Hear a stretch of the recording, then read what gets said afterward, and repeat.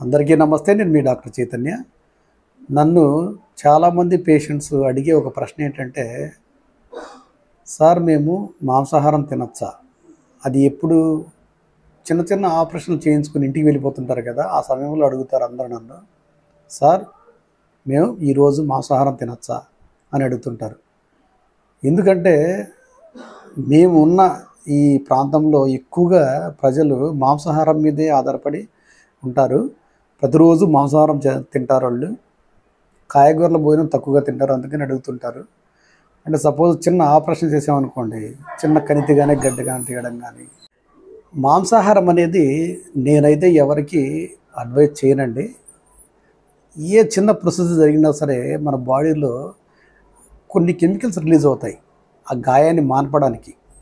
ఆ ప్రోస్టాగ్లాండిన్స్ అని, inflammatory response సిండ్రోమ్కి సంబంధించిన కెమికల్స్ అన్నీ రిలీజ్ అవుతాయి, ఎండార్ఫిన్స్ అని ఇవన్నీ.